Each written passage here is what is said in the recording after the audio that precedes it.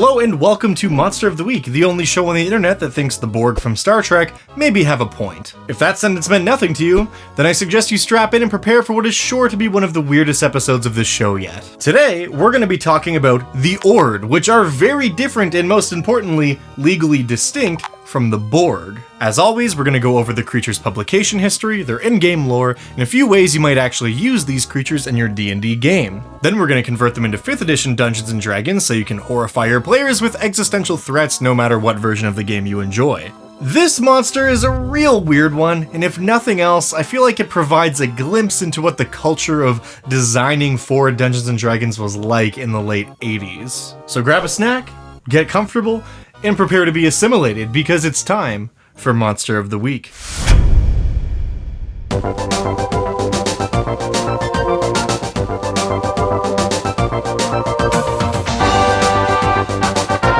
I don't think it will come as a shock to anybody to know that there's a ton of overlap between the Star Trek fanbase and the D&D fanbase. In fact, I'm living proof of that. I grew up watching The Next Generation with my mom, and as such, the show has always held a special place in my heart. But for those of you who don't know shit about Star Trek, let me give you the briefest possible rundown on the Borg and what they are. I promise this is relevant to the monster. The Borg are an alien race that exist as an overarching potential world-ending threat in the Star Trek universe.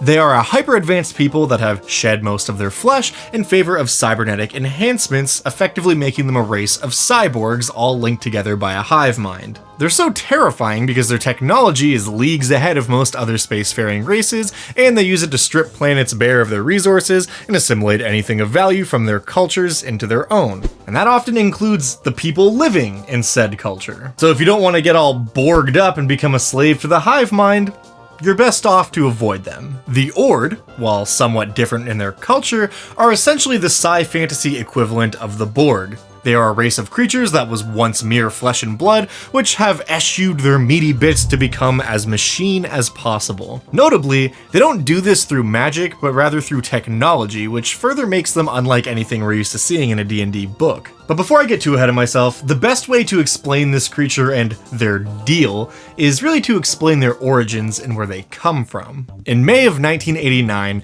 the episode of Star Trek The Next Generation, Q Who, went on air, which introduced the Borg for the very first time. And it's no coincidence that in December of that same year, the OARD made their first appearance in the adventure for OG Dungeons & Dragons, Where Chaos Reigns. This was an adventure for characters level 17 to 19, so just based on that information alone, you know it's going to contain some pretty high concept stuff. The gist of this adventure is that the player characters have been whisked away by the forces that be to the plane of Alos.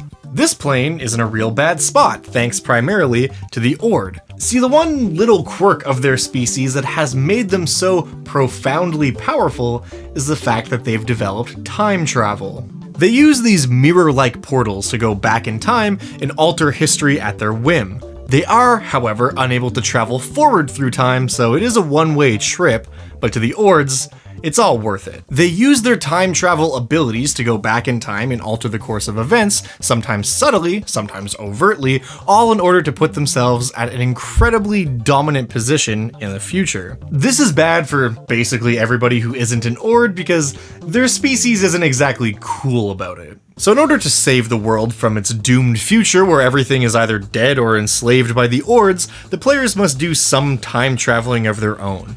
They end up in the Nexus, which is a location outside of time that allows them to travel between all the different places through time the OARDs are messing with. They then have to stop the OARDs in each different timeline before having their final confrontation in the present. It's also heavily implied that these time shenanigans the OARD are up to have destabilized the flow of time, not just in this plane, but in the entire multiverse. So if things don't go the way that they're supposed to in the adventure, this could spell chaos for the other planes that the players may be coming from themselves. This is all exactly the kind of stuff that I've come to expect from really high-level adventures like this, and having read through this one myself, it actually seems like it would be pretty fun. But the adventure itself aside, this is the one and only appearance the OARDs ever made in all of D&D history aside from a brief entry in one of the Mystara creature catalogs. But despite that, because they are the primary threat in the module, there is plenty of lore and ecology information about them present. For example, we know that they are not born, but rather grown and breeding tanks that require attendance by adult OARDs.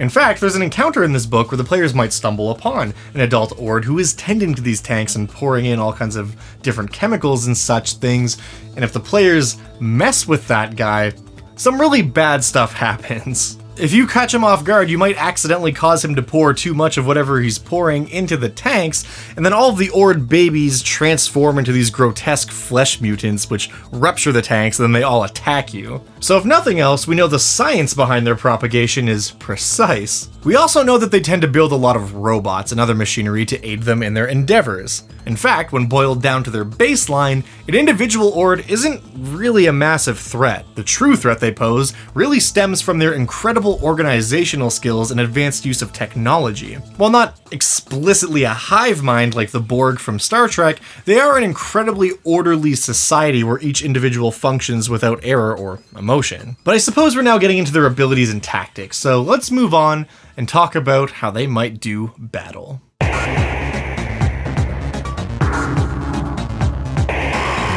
In combat, as I said, the OARD are not particularly powerful on their own. They clock in at a baseline of CR2, which puts them on par with most second-tier humanoid enemies. They do have some unique immunities, including an immunity to psychic damage, being charmed, and resistance to cold and fire. They also just have a general resistance to magic due to the fact that they rely on technology and not the arcane, which helps them get some longevity. But the technology the OARDs possess is the true threat here. The level of danger presented by one of these guys depends entirely on what kind of gear that specific OARD is equipped with. And the OARDs got plenty of options. Included on their stat sheet is a list of 8 different devices any OARD might have on them at any given moment. For simplicity, many of these items effectively allow the OARD to cast a spell of some kind. For example, the Ray Glove basically just lets the OARD cast Magic Missile. But it is made clear that these are not magical effects and therefore can't be counterspelled or picked up by things like Detect Magic. The default equipment for an OARD is just the Ray Glove and a Lightning Rod, which is essentially a short sword that does an extra d6 of lightning damage. However, you can also equip them with an image amulet, which allows them to cast Disguise Self, a blaster tube, which is basically just a cannon that fires force damage, a fireball gem, aka the grenade that casts fireball, a protection belt, which allows them to cast shield, a speech bracelet, which is just sending stones or walkie-talkies, if you will, and the time travel mirror, which allows them to travel back in time. The rub with all this stuff is that it can only ever be used by OARDs, because the way it functions is with all these weird tubes and stuff that interface with the creature's body in some way, so if you just kill one of them and then pick up the glove off the ground, you're not going to be able to do much with it. Would I allow a crafty artificer to do some reverse engineering? Maybe, but just as it stands, their stuff is not going to work for you. I also have to imagine, though, as such a complex species, this list of items is only a brief glimpse into the world of the OARDs and what kind of technology they have available to them. Meaning that if you want to give the OARD access to a spell or ability not present, you could very easily come up with your own ideas. Maybe they've developed some kind of gun that lets you shoot off a few scorching rays every round, or perhaps they have a disruption field that mimics the effect of spirit guardians. Whatever stuff you want to give them, I'm sure there's a way to spin it as technology. After all, any sufficiently advanced magic is indistinguishable from science. It's also worth noting that a lot of their robotic minions are just reskinned creatures. And I appreciate that because, like, do we really need a new stat block for a big humanoid robot with no unique abilities when the stats for a stone golem will work just fine? The only real difference being, of course, that all their minions are machines and not fueled by magic. But I mean, even that's up to the dungeon master. Which brings us to our next segment. How might we best use an OARD to tell a story?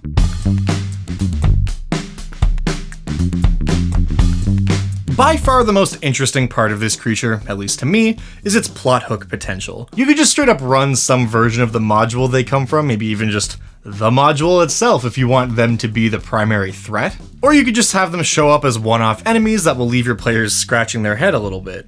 Who was that guy? But if you don't love the science fiction blending with fantasy kind of thing that they give off, you could always just say that their technology is in fact fueled by magic, which will make them a lot more palatable to worlds like the Forgotten Realms, for example. Maybe they're even a sort of proto-race that artificers study since they had such a strong grasp on arcane machinery, and now they've gone extinct, leaving behind only traces of their species in a long forgotten ruin. Why they went extinct could be a whole adventure in and of itself. Or maybe they just used their time traveling abilities to go forward in time and they're still alive but on the far end of reality itself. If you're playing a Spelljammer campaign, I could also see them fitting in really well as a potential random encounter. I mean, for inspiration, you could just rip off the plot line of any Star Trek episode or movie where they appear. Funnily enough, the Star Trek movie First Contact has pretty much the same plot as the adventure Where Chaos Reigns does, and that didn't hit theaters until 1996, so maybe after the OARD ripped off Star Trek, they ripped off the OARD in turn. It's unlikely, but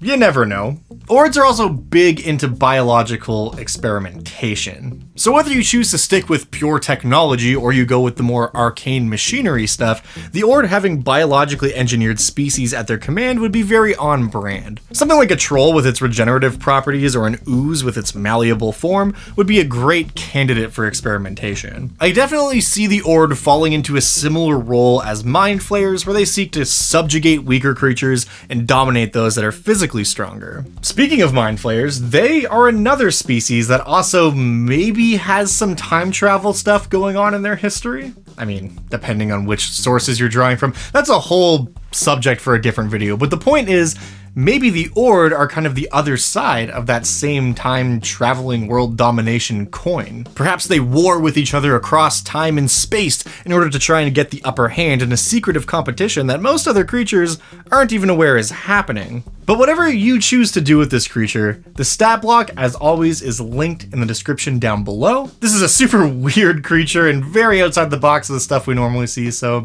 I felt it would be interesting to give them their own little spotlight. I also want to give a special thank you to all of my lovely patrons for supporting this show and the things I'm doing here. I couldn't do it without you.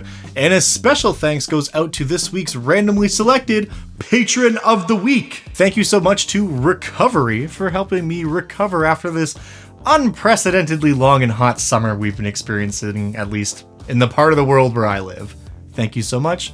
I appreciate the support. And thank you for watching. I truly do appreciate it. If you have a monster you'd like to see show up in a future episode of Monster of the Week, let me know in the comments down below, or go to the description, find the link to the Discord, jump over to the Discord, hang out, meet some cool people, and then jump into the monster suggestions chat on the Dungeon Dad Discord, where you can suggest monsters there as well. Regardless of your methodology, once I see those suggestions, they will be added to the Dungeon Dad monster suggestions document that we've got going, and who knows, you might just see it show up on an episode of Monster of the Week. I know this week's episode was a little bit on the short side, but next week our episode is coming a little bit earlier, and also I wanted to get this out in time for Star Trek Day because it felt appropriate. So I hope you enjoyed this little glimpse into the craziness that was D&D in the 80s. And may you live long and prosper. Oh, can I do it? Yeah, I can still do it. Hell yeah. Live long and prosper. Hell yeah. Pretty sure that's like a famous quote from Leonard Nimoy. Live long and prosper. Hell yeah. I'll see you in the next one. Till then.